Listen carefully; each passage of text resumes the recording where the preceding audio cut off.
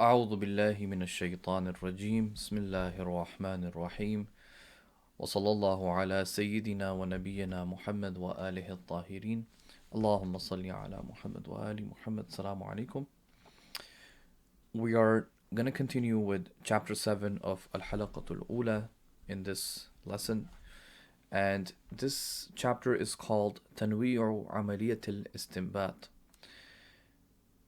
In this chapter, which is probably the only chapter we will cover in this lesson, chapter 7, because we have finished, alhamdulillah, up till chapter 6, there's going to be a very important principle that Shahid Sadr will discuss.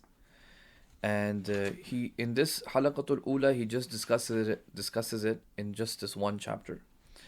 But, and maybe a little bit, it was pretty much in this first chapter. But in the next book and in the third book, and in fact, in the entire Usuli discipline, it is one of the most important topics and principles. But inshallah, in Halaqatul Ula, he kind of explains it very, very briefly, just to kind of get your mind open and exposed to this discussion. But it is, as I said, going to be one of the most important discussions.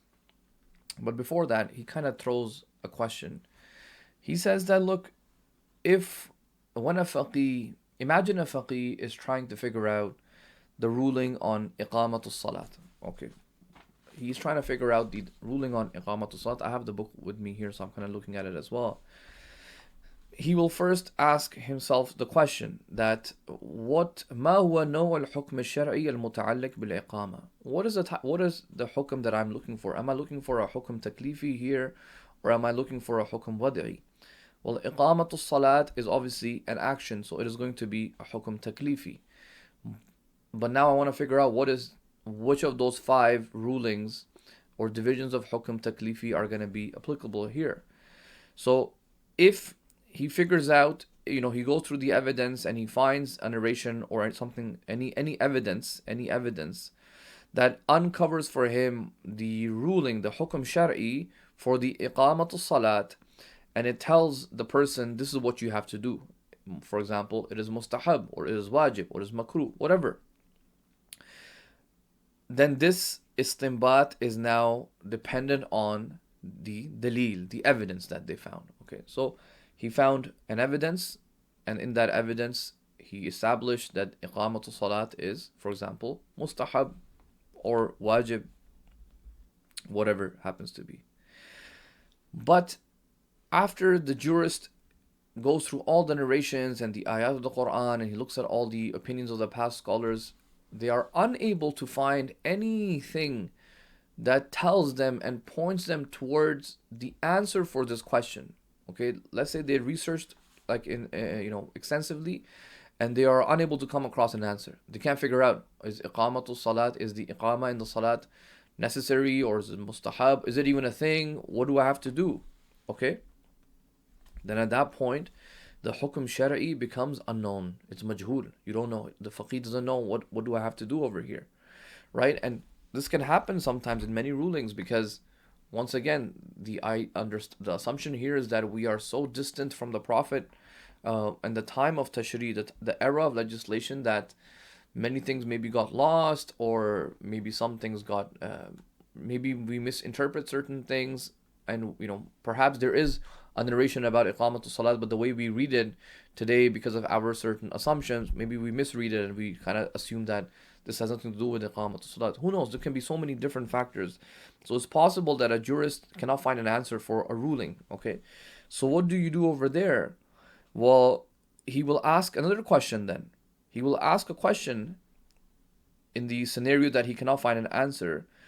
That what are my sort of fallback principles that I can fall onto that define for me my al-mawqif al-amali, my practical conduct in front of a hukm shari which is unknown for me. Okay, what do I have to do if a certain hukm shari is, I don't know what the ruling is? Shaykh Sadr says these qawaid, these principles that you kind of fall back onto when you do not know an answer, when you did all your research, you cannot figure out the answer. These are called al-Usul al-Amaliyah. al-Usul al-Amaliyah, procedural principles. Okay, principles that you apply when you don't know something. Okay, so and its example, وَمِثَالُهَا أَصَالَةُ الْبَرَاءَ. The best example that we can give for this, one of the best examples, is a principle called principle of bara'a, exemption, principle of exemption. What is this?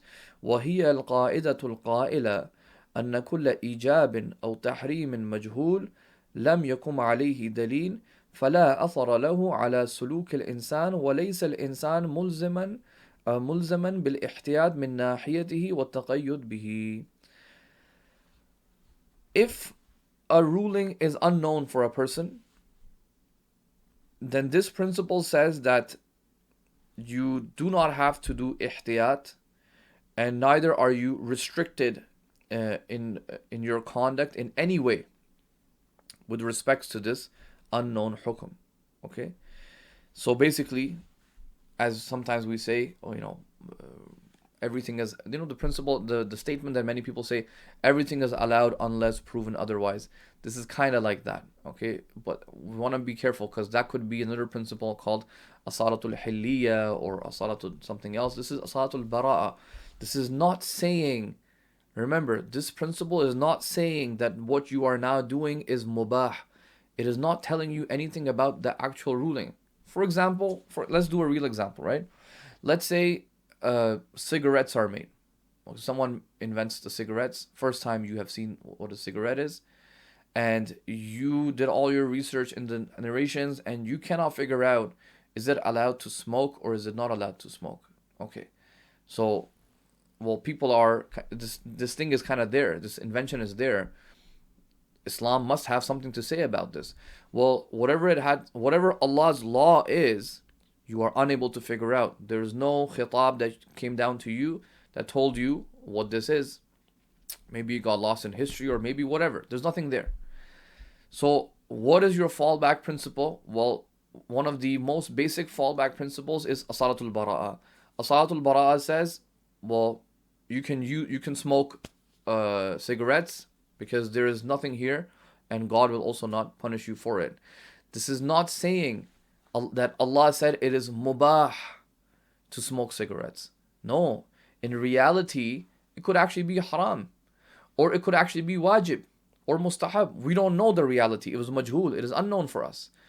These procedural principles just tell us, you can behave this way in court, in with respects to this action. You can behave this way, and if you behave this way, Allah will, you are excused on the Day of Judgment, basically. So look, the procedural principles do not tell you what the actual ruling is. The ruling could be haram for all you know, but because you could not figure it out, Allah said you can apply asalatul bara. It's okay. You will be excused. Okay, so this is something that is important. Okay. So then he says, so in this second scenario, the dalil, the evidence, becomes the asal amali, the procedural principle, as opposed to the first scenario where the dalil was your like hadith or anything else, right? Like ayah of the Quran. But in the first scenario, the dalil exposed and uncovered for you the reality, right? Because if, let's say in the first scenario, you come across a narration says iqamatu salat is wajib. Well, that is kind of telling you the reality. Remember, the khitab does dalala on the reality of the law. So it kind of tells you what the law is. But usul amaliya tells you absolutely nothing about the reality. All it does is it just tells you وَإِنَّمَا يُحَدِّدُ الْوَظِيفَةَ الْعَمَلِيَّةَ تَجَاهَهُ. Okay, that's it. It just tells you practically you can just do this and you're fine. It does not tell you anything about the reality of the rule over there. Okay, so he says, based on this, we can kind of divide our book in two further sections. He says that the process of istinbat, therefore, is of two types. أحدهما الاستنباط القائم على أساس الدليل.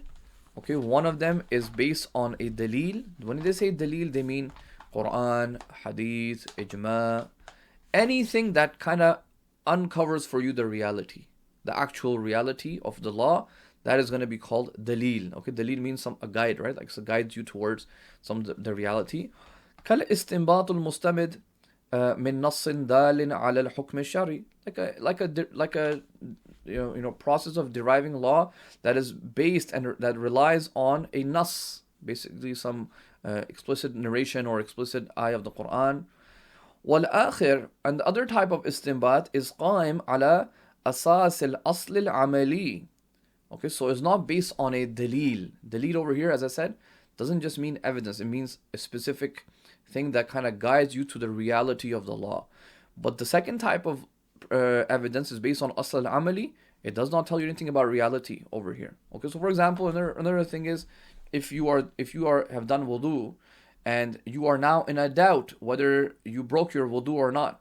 Over here, you apply another principle. You say asalatul istishab. You apply a principle called istishab.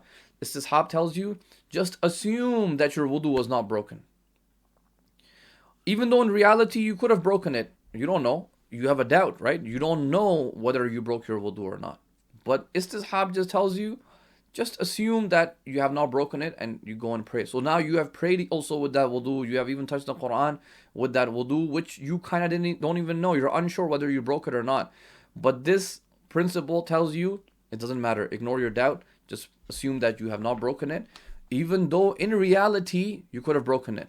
Even though in reality you could have broken it. And this principle doesn't even tell you anything about reality. Or for example, you come across, some of these principles are fiqhi principles, they're not usuli ones, but the idea is the same. In these procedural principles, the idea is the same. They do not tell you anything about reality. So for example, Asalatul Tahara says, this is a fiqhi principle, it's not an usuli principle, but Asalatul Tahara says that you treat everything to be tahir unless you have certainty that it is najis. Okay, you have doubt whether something is najis or tahir. Asalatul Tahara says it is tahir, even though in reality it could be najis. So look, the principles, the procedural principles, do not tell you anything about the actual reality. They just ask you to behave in a certain way in which you are excused. Okay? Yeah. So he says, because the types of evidence that are used to derive law and to tell you your conduct are of these two types, therefore the usuli books and the discussions in usul are also going to be of these two types. And we are going to call them the discussions on adillatul muhriza, the evidences, the arguments that uncover for you the reality, and the arguments and the evidence that do not cover for you the reality. And that is how we are going to divide our book. So if you look back at the if I show you this chart again, so we are actually over here now. We're gonna come in this chapter right now over here. Okay. So we're studying this. We're gonna do this in a few minutes. So if you notice, after we do this, he's gonna come the first section called Adilla Muhriza. So we're gonna go through all of these discussions over here. All of this discusses the evidence and the arguments for those type of evidences that uncover for you the reality, that kind of point you towards the reality. Once we are done this, Adilla Muhriza, we're gonna go to Adilla Ghayr Muhriza, or also known as Usul Amaliya. So then we will do Usul Amaliya. Okay, what do you do in situations where you do not know what the ruling is at all?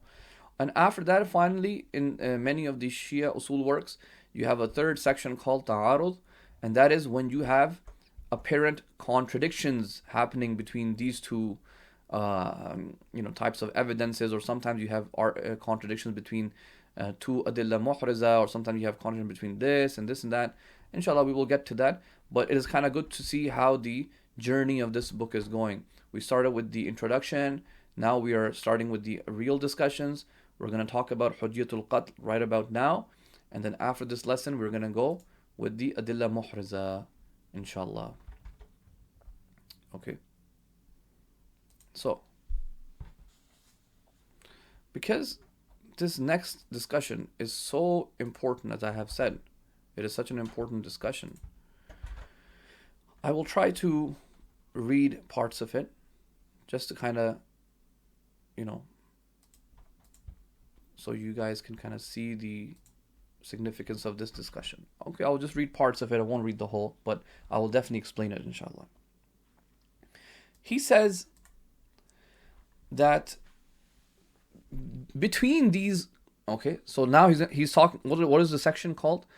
Al-Unsur al-Mushtarak Bayn al-Naw'ayn. He says there is a common element that exists even between these two types of sort of processes, right?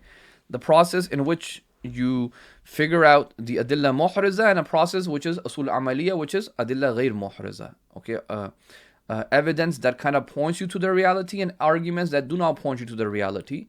Even in these two types, there is a specific common element which we're going to talk about. That common element is there in جميع عمليات استنباط الحكم الشرعي بكلا نوعين نوعيها. It is there in all of the amaliyat of istinbat, all of the process of istinbat of the legal law, hukum shari. Okay, remember, hukum shari now you know it can be hukum taklifi or it can be hukum wad'i, right? And of both types. Okay, both types meaning whether the hukum shari you have proven it through a dalil. Okay, dalil meaning a Quran, ayah, ijma, anything that kind of uncovers for you the reality, or whether it is based on an asl al-amali, a procedural principle, and does not tell you the reality. Regardless of what it is, there is a common element between both of these. And what is that element? وَهَذَا الْعُنصُرُ هُوَ حُجِّيَّةُ الْقَاتِ. And this is the most important term that you have to learn, Hujjiyatul Qat.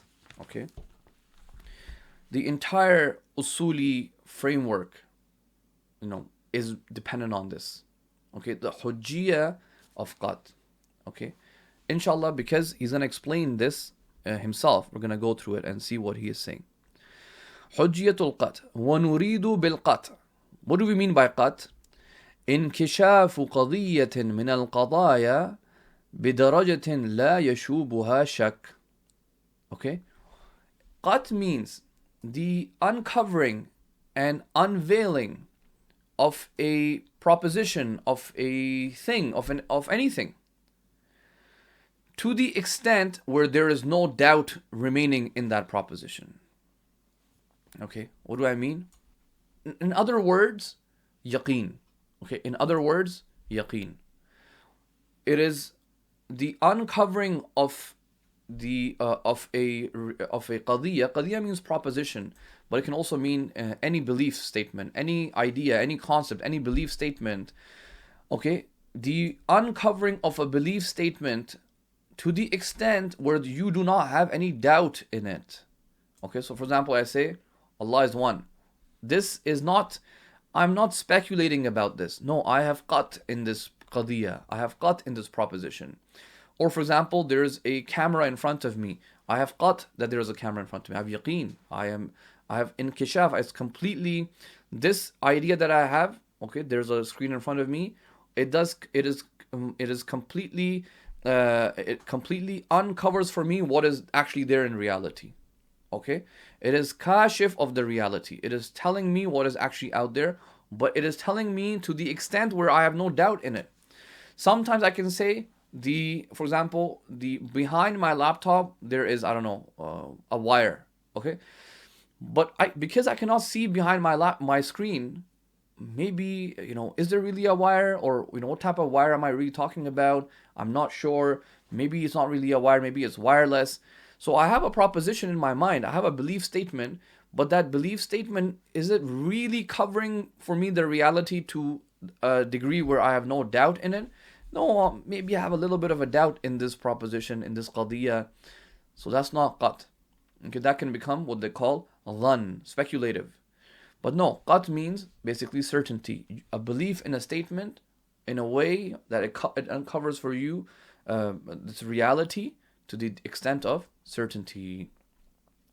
He says the meaning of Hujjiyatul Qat can be summarized in two sort of amrain, two sort of points over here. Okay, both of these points are extremely, extremely important. Okay, what is the first point?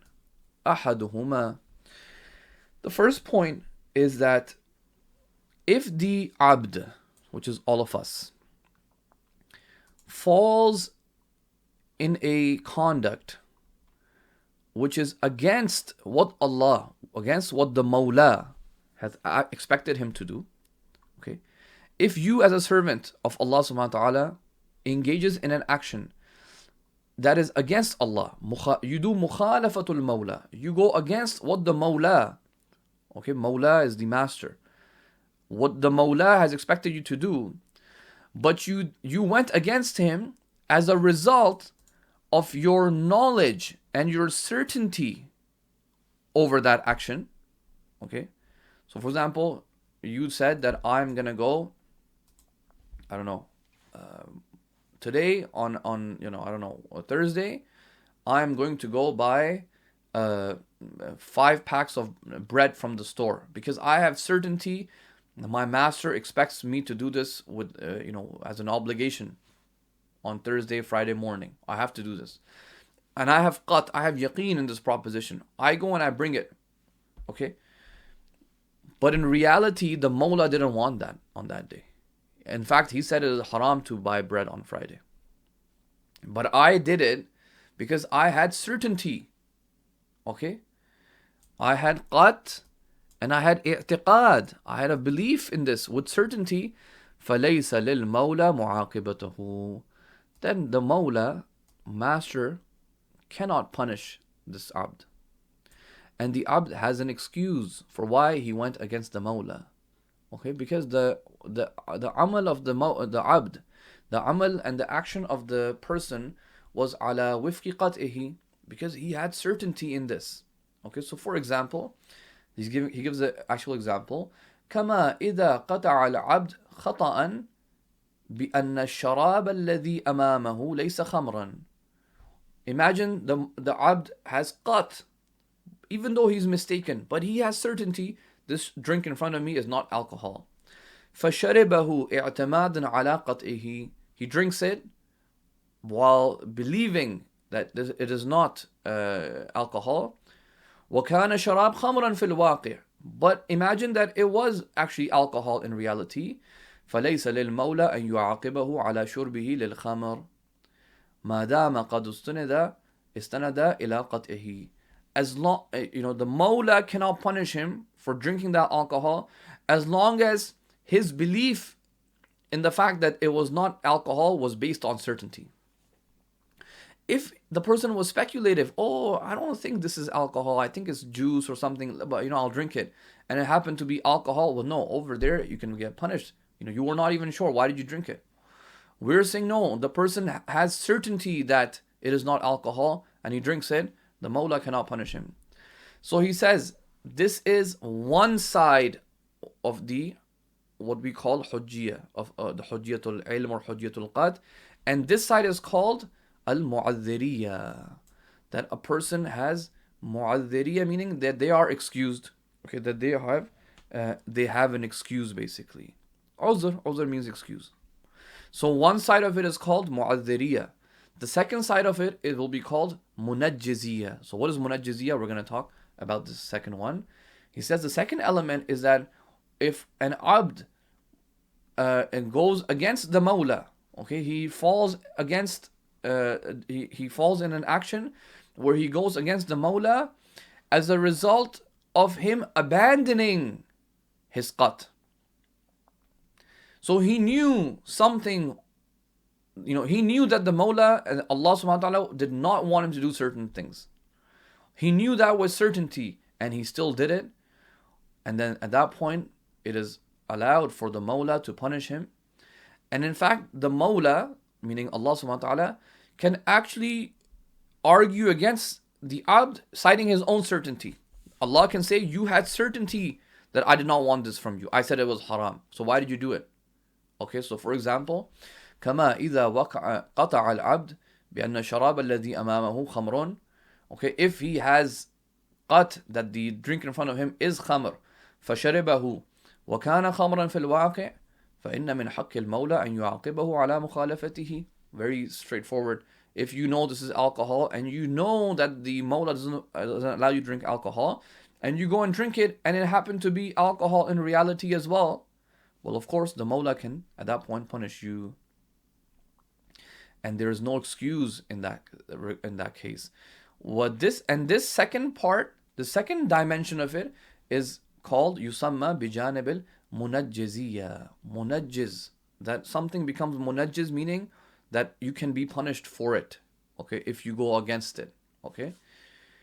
So one type of it is when you have certainty that something is allowed and you go against the Mawla. So basically you had certainty, but your certainty was wrong. That's what it is. Okay, you had certainty that something, that Allah expects you to do something, or Allah expects you not to do something. So you engage in action according to that certainty, but in reality you happen to be wrong. You made a mistake. Your certainty was wrong. You can make a mistake, right? But you have an excuse on the Day of Judgment. You can say to Allah and the Mawla, oh Allah, I believed that you expected me to do this, so I did it. But I didn't know that you actually did not expect me to do this. All the evidence that I had in front of me, it said, for example, iqama of salat is not wajib. So I never did it. My entire life, I had qat. I had this hadith that came down to me. That's what it seemed like it was saying. And I had certainty. Allah says, no, iqama to salat was wajib. You should have done iqama. Well, you can use that certainty that you had, and it is hujjah. Hujjah over here means it was mu'adhir for you. It can give you an excuse. On the contrary, Hujjiyyatul-Qat, the Hujjiyyah of it is also munajjiz, meaning you knew that God didn't want you to do this, or you knew God wanted you to do this, and you went against it on purpose, okay? So you committed a transgression and a sin. Allah can use it against you, and Allah can say, you had certainty, and yet you still went against me. Well, that is, capable. Allah is capable of punish you at that time. So what he is saying here is that the point here is that he's saying whether you are utilizing the adilla muhraza to come to a conduct, or whether you are utilizing the usul amaliya to come to a conduct, in both cases they have to be built on this idea of hujjiyatul qat. Okay, the evidence that you are utilizing, okay, the hadith, the Quran, whatever, it has to be, you have to argue from it in a way and establish the evidence in a way that it is ultimately built on some sort of certainty. Same with the usul amaliyah. If you say, oh, I will apply this usul amaliyah here, well, it still has to be based on some sort of certainty, meaning, where did you derive this usul amaliyah from? Did you just make it up? Did you just say that, oh, everything is halal until proven otherwise? No, where did you get this asalatul bara'a from, or asalatul ihtiyat, or asalatul istishab?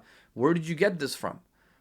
You have to prove with certainty that, no, this is the principle that you have to apply here, and that certainty is the hujjah for you, okay? So hujjah means either it is going to be a mu'adhir for you, or it is going to be munajjiz for you. Okay, so what else does he say after this? Okay. So he says, because the faqih in every process of istinbat has to come to a conclusion. And this knowledge of the conclusion, right? The conclusion is going to be your practical conduct.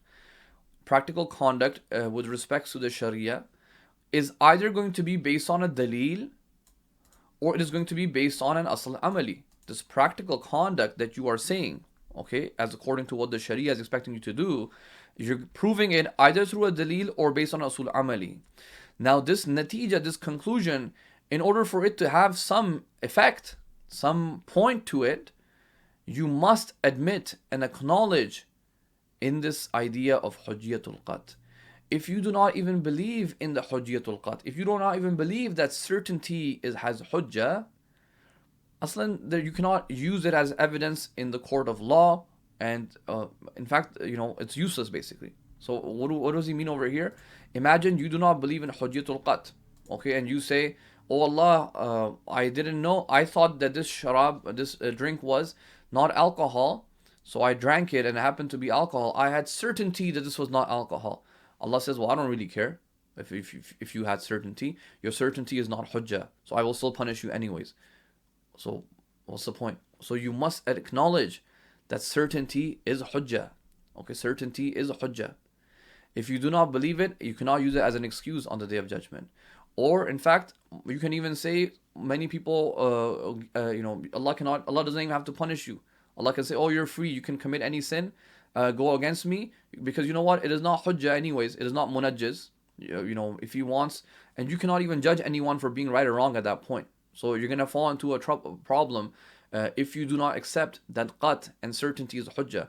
Aslan, transgression has no meaning at that point. What are you transgressing against? Allah is saying it's okay. Allah says you don't have to follow your certainty. Okay, I don't have to follow my certainty. What's the point? Aslan, the rulings are gonna become useless at that point. Okay. So he says, if the qat is not hujjah, the Mawla cannot use it as evidence against the Abd, and the Abd also cannot use it against the Mawla. Okay? And the entire process of istinbat becomes lagh, becomes useless for the faqih. Why are you even trying to derive law? Certainty makes no difference. Okay? Because his ilm, his knowledge of the ruling of God is not even hujjah. So what's the point? Okay? So because it becomes lagh, he says, how can it become lagh? Because he is disagreeing with that idea that it can become lagh. He says no. So therefore, every amaliyatin is fi kulli amaliyati istinbat لابد إذن أن يدخل عنصر حجية القات. For the faqih, there's no choice, but he has to insert this element of hujjatul qat, so that his process of deriving law has some thamar, has some benefit. Okay, and he can arrive at a actual natija. So he says, because of this, the Hujjiyatul Qat becomes the most generic and most common and universal common element and the most widespread of it in the discussions of Usul. Okay? He says the Hujjiyatul Qat is not just a common element in the process of deriving law for a faqih and that's it. He says, no. Rather, fil waqi, it is a fundamental condition for studying usul. Okay? It is one of the most fundamental conditions of studying usul. If you do not even study this concept and you do not even care about it, all the rest of the discussions become utterly pointless and useless. You don't have to study anything after that if you reject this.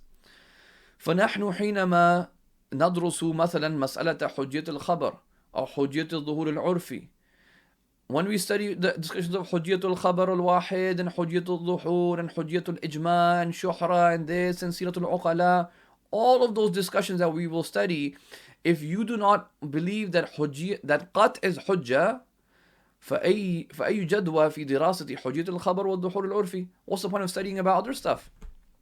Right? Because in those other discussions, in fact, those are like, you're trying to say, because look, those are going to be speculative discussions. Hujjiyatul Dhuhur and Hujjiyatul Khabar are going to be speculative. They're not always going to get you to certainty.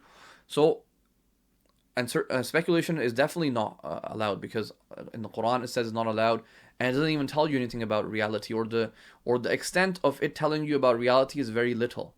It is not 100%. It is 80%, 90%. So you cannot attribute things to God at 80, 90%.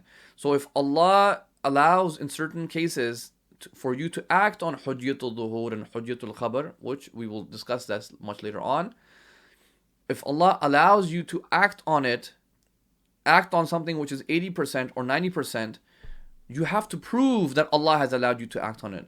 That proof is going to have to be built on certainty. But if you are saying, well, certainty is not even a hujjah, qat is not even a hujjah, then even your evidence to prove the hujjiyyah of the khabar and the proof to prove hujjiyyah of dhuhur and hujjiyyah of anything else is useless. Because you don't even believe in the hujjiyatul qat. Hujjiyatul qat will have to be proven first.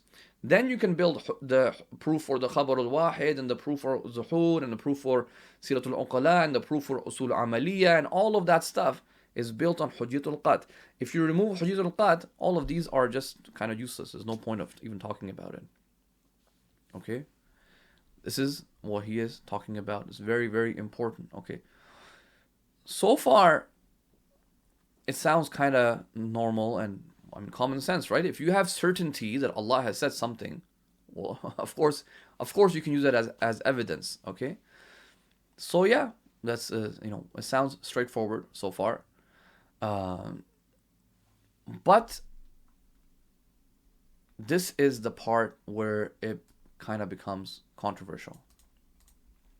Okay, and this is where the actual discussion is actually. But in this book, he kind of just doesn't really talk about it too much, but he does still has a page on it. He says, وَحُجِّيَّةُ الْقَطْ ثَابِتَةٌ بِحُكْمِ الْعَقْلِ. This is the ultimate discussion. This, okay, you have certainty, right? You're telling me that certainty has hujjiyyah, meaning I can use it as evidence in the court of Allah subhanahu wa ta'ala. I can use it as an excuse, and Allah can also use it as against me. So it is either mu'addir and it is munajjiz. That is what hujjiyyah means. So remember that. Hujjiyyah always means two sides. It can be mu'addir or it can be munajjiz. Two sides, right? Where did you prove this from? How do you know it is hujjah? I understand that qat is kashif. I understand that when I have certainty, it tells me about the reality outside. Okay? But where did you prove that I can use it in the court of law as evidence? Where did you prove this from? He says, I am proving this بحكم العقل. My aql tells me that. Okay? Okay, what? How does my aql tell me that? He says, al-aql does a hukm. The aql does a judgment that the Mawla subhanahu, that Allah subhanahu wa ta'ala has the right of obedience upon insan in every single thing that basically whatever the insan knows. Okay? Whatever the insan knows from the commands of Allah and the prohibitions of Allah, whatever he knows, whatever the insan knows, the Mawla has haqqu ta'a, the right of obedience.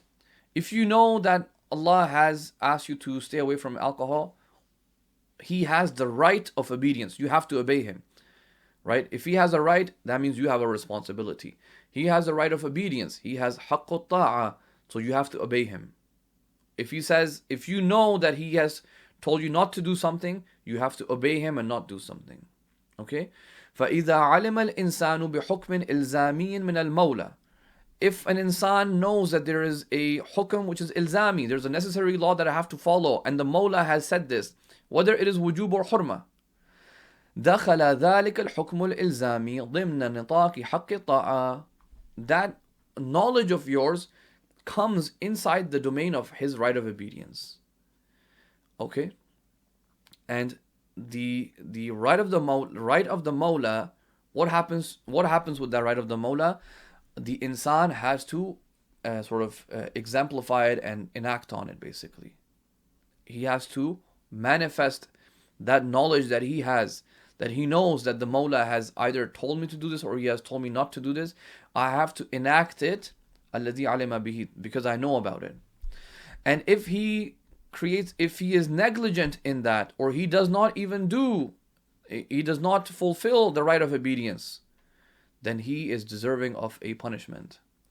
And this is the munajjiziyah side, right? Because remember, munajjiziyah has to do with punishment. Mu'adhiriyah has to do with giving an excuse and not being punished. He says, the aql tells me this. Aql tells me that Allah subhanahu wa ta'ala has complete power and domain, over His domain. He is the owner of this entire universe. So He is kind of giving you the right to even live over here. So now when you know that He is expecting you to do something, okay, the Mawla is somebody who you have to listen to. That's what the Mawla is. Mawla means master, Abd means slave. The slave cannot do anything without the permission of the Mawla. So now when the Abd knows that the Mawla wants him to do something, or he doesn't want him to do something, he has the right of obedience. That's literally what Mawla means. Mawla is someone you obey. The Abd has to obey the Mawla. So the idea of haqqu ta'a, the right of obedience is inherent in the Mawla. It is an inherent concept inside the idea of master and ownership. It is inside the concept of it. Okay? The slave cannot do anything outside the permission of the master. This is the concepts.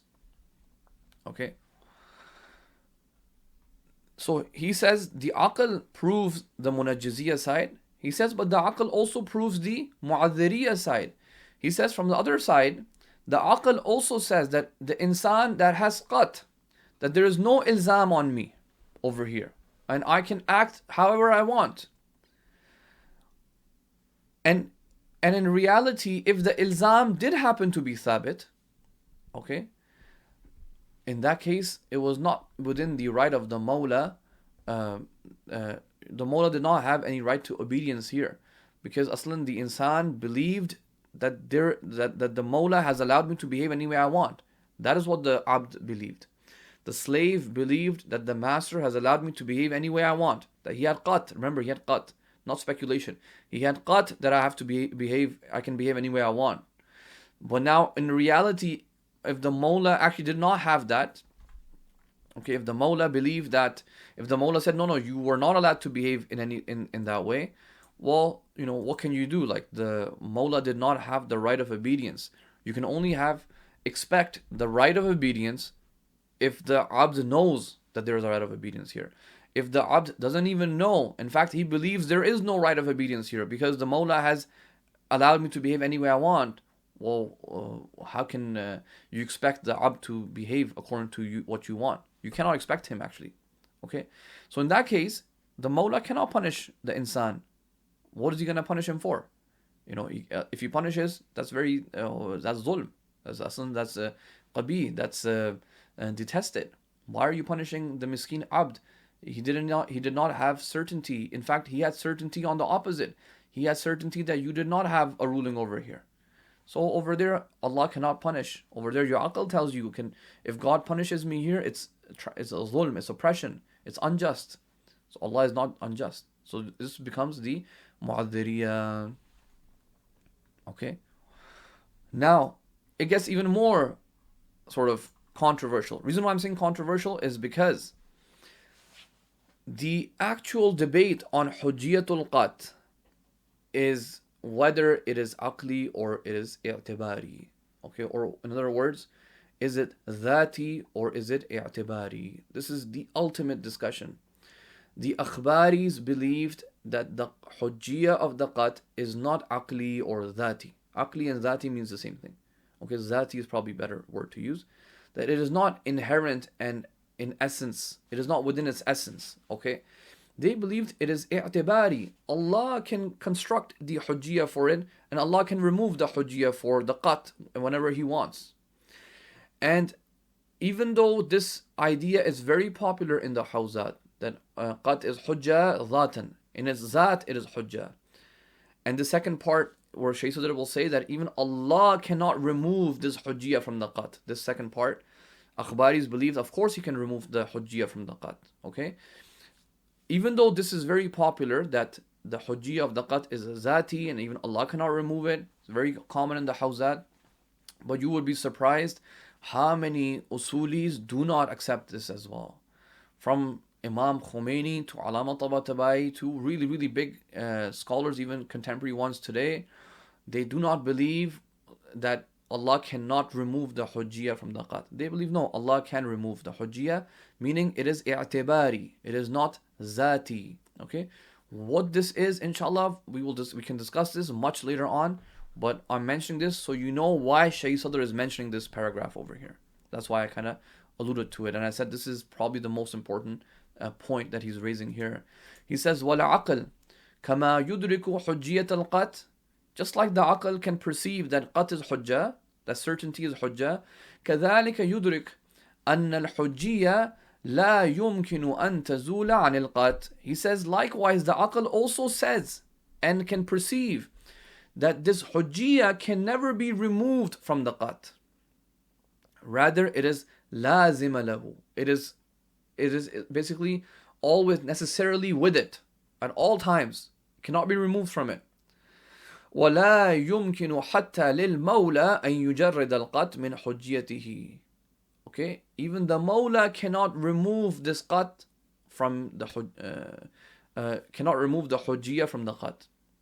Okay, for example, Allah cannot say إذا قطعت بعدم الإلزام فأنت لست معذورا. Allah cannot say, if you have Qat and you have certainty that this is not obligatory on you, well, you're not going to be excused on the Day of Judgment. Meaning, Allah cannot say, if you have certainty that alcohol is not haram, and then you figure out on the Day of Judgment that it was haram, Allah says, oh, you are not excused. Allah cannot remove the Hujjiyyah from that Qat. It is Hujjah.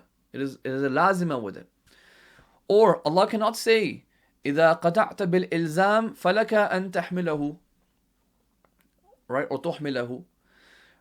If you have Qat that there is an ilzam on you, for example, you have Qat that it is wajib to pray, you are allowed to ignore it. You don't have to follow it. He says Allah cannot do this. فإن كل هذا مستحيل بحكم العقل. Okay? It is impossible to remove, to do something like this. The aql says that. Why? لأن القط لا تنفك عنه المعذرية والمنجزية بحال من الأحوال. Because qat cannot be separated from the mu'adhiriyah and the munajjiziyah aspect. And that is what Hujjiyyah is. Hujjiyyah is either mu'adhiriyah or it is munajjiziyah. And qat cannot be removed from this in any situation. وَهَذَا, by the way, he didn't really explain why. He just kind of repeated the same thing again. And that's fine. In the Halaqa Ula, he's not planning to go that deep. He's just kind of repeated himself multiple times in this paragraph, right? He's not really telling you why, like why can't Allah remove this? Really, why can He not remove this, right? Or He is not even bringing up the arguments of those people who say that it can be removed, and what is their arguments? Because to be honest, they are not all akhbaris. There are many usulis that say it can be removed. So he doesn't bring their arguments here. As I said, this is just for beginners. So he's just kind of mentioning this. He's saying it cannot be removed. وهذا معنى القاعدة الأصولية القائلة باستحالة صدور الرد من الشارع عن القات. He says this is what it means. There's a principle in Usul which says that it is impossible for Allah, for the Shari', to reject and to sort of deny something that is proven with Qat. Okay? So for example, if Allah cannot say, if you have Qat in something, it is irrelevant for me. I'm not going to use it as evidence. So this is what that principle means. Okay. Rad means rejection or sort of calling something out. We will learn more about this idea of Rad in Siratul Uqala and all of those discussions. So, Shaykh Sadr says, maybe you might say to me that this mabda al-usuli, this idea that you are saying that Allah cannot remove the Hujjiyyah from the Qat. Well, what about if a person, ends up believing in a wrong aqidah and he has Qat in it? What if he ends up believing in a wrong aqidah? مثلا بأن شرب الخمر حلال. Okay? What if someone ends up believing that shurb al-khamr is halal? And I have Qat in this. Aslan, Islam never said it is haram. It said it was makruh. It was never meant to be haram. In the past, it has always been halal, and even in Islam, it is halal. Okay, now this person says, I have Qat, and I'm drinking this. He drinks alcohol. What are you going to do then? Right?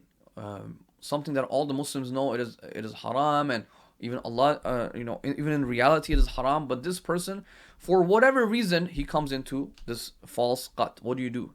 Wal jawab. He says, the Mawla can just do tanbih ala al-khata. The Mawla can just admonish this person and say, hey, you kind of messed up. Your Qat is mistaken. And إخبار العبد بأن الخمر ليس مباحا. And the Mawla can get this news across to the Abd, to the Mawla, whether through a prophet or an imam, through an ayah, through a whatever means, letting them know that this khamr is actually not mubah, is not allowed. What will that do? That will لأن ذلك يزيل القط من نفس العبد. Okay, what that will do is that it will remove the qat from the person. Okay, it is not removing the hujjiyyah from the qat, it is actually removing the qat altogether. So let's say you believed in a certain time that alcohol was halal. Later on, you came across an evidence that says no, alcohol is haram. Okay, so now your qat is gone. You developed a new type of qat, and that new qat says alcohol is haram. So what Allah can do, what the Mawla can do, is kind of remove that qat of yours. He can remove that certainty, but as long as you have that certainty, He cannot remove the hujjiyyah from it. Okay?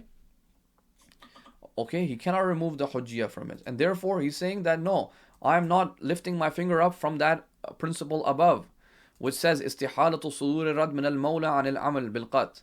Okay, He says I will not remove my hand and finger from that principle because it cannot. Allah cannot remove the hujjiyyah from the qat, and Allah cannot say, whatever qat you have about this situation, well, it's not gonna be. I'm not gonna accept it in the court of my law, in my court.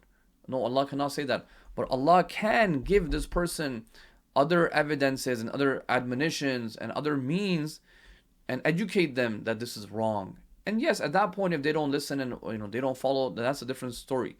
But Allah subhanahu wa ta'ala has to inform this individual through whatever means, through prophets and imams and all of the traditions that we have, that something is halal or haram.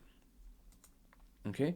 فَالْقَاتِ بِحِلِّيَةِ شُرْبِ الْخَمْرِ, the one who believes in the permissibility of drinking alcohol, يُمْكِنُ لِلْمَوْلَى أَن يُزِيلَ قَطْعَهُ, Allah can remove this qat of his. ولكن من المستحيل أن يردعه عن العمل بقطعه ويعاقبه على ذلك ما دام قطعه ثابتة ويقينه بالحلية قائما. But Allah subhanahu wa ta'ala, it is impossible for Him to reject and his amal based on his qat. So Allah subhanahu wa ta'ala cannot prohibit and prevent this person from acting on his amal, on his ilm, on his knowledge and certainty, and then also punish him for it, as long as the person believed that the qat was there and his yaqeen was there. Allah subhanahu wa ta'ala can actually not even punish him. It is not permissible for Allah to punish him for that. It is going to be considered zulm on this person. So this is the discussion of Hujjiyatul Qat that I wanted to finish off today. Alhamdulillah, we have finished chapter 7. So chapter 7 was a little bit lengthy, but this Hujjiyatul Qat discussion is extremely important. As I said, Shahid Sadr is basically saying that, look, there are two types of discussions that we will have in our book. One is called, one is when you try to discuss arguments that prove the reality, that uncover for you the reality. That can be a hadith or an ayah or ijma, shuhra, these type of things. They uncover for you the reality. And then there are other types of principles that do not cover for you the unreality, but they just kind of tell you your practical conduct, what you have to do. But in both cases, obviously both of those cases are going to tell you your practical conduct, right? But one of them is going to tell you your hukum taklifi. Other will just tell you your wazifa amaliya, your just practical conduct. Does not tell you about what the reality is, right? He says, regardless of what type of process and what type of evidence we are using, whether it's the dalil or whether it is the procedural principle, all of the discussions in usul are going to be based on this one single common element, which is called Hujjiyatul Qat. That certainty and yaqeen, which tells you about the reality, is going to be hujjah. It is going to be proof. What do we mean proof? What does that mean? What does that imply? It implies two things: that it can either be used as an excuse on the Day of Judgment, or Allah subhanahu wa ta'ala can use it as a argument against you to punish you on the Day of Judgment, right? So you can recap and watch this lesson again, especially the parts where I discussed the two dimensions. So that's what he says. So it has mu'adhiriyah and it has munajjiziyah. Mu'adhiriyah is when you think you have qat, you believe you have qat in something, but in reality your qat was wrong. And munajjiziyah is when you have qat in something that Allah has said don't do this. For example, Allah said do something and you go against it well, you can be punished in that situation because you did mukhalafa. You went against the commands of Allah subhanahu wa ta'ala. And the second most important point that Shaykh Sadr says is that, okay, how do I know that it has hujjiyyah? He says, based on my aql. My aql tells me that when I have certainty that Allah has said something, then when I act on it, I can use it as a proof on the Day of Judgment. I can use it as a hujjah on the Day of Judgment. And the last point he says is that my aql also tells me one more thing. And that is that this hujjiyyah cannot be removed from the qat, from the certainty. In fact, even Allah subhanahu wa ta'ala cannot remove this qat. Allah has to, it always is there. It's a lazima with it.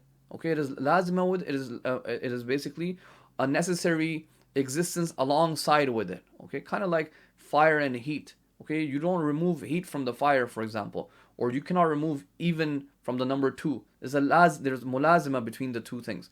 So likewise, he's saying qat and hujjiyyah also, there's a mulazima between these two things. Nobody can remove it, and even Allah subhanahu wa ta'ala cannot remove it. Well, what about if somebody falls in the wrong aqidah and they say they have qat? What do you do in that situation? Is it still hujjah? Shaykh Sadr says, yes, it is still hujjah, and all we can do and all Allah subhanahu wa ta'ala can do at that point is to do tanbih, admonish these people and tell them that they are mistaken and give them the khabar through whatever means. And Allah has to establish His evidence against these people. That is His responsibility and what He has to do. But He cannot remove the qat and the hujjiyyah, from the qat of a person. So alhamdulillah, we are now finished with this lesson. In the next lesson, we will begin the first major discussion, which is on al-adillatul muhriza, inshallah. Wassalamu alaikum wa rahmatullahi wa barakatuh.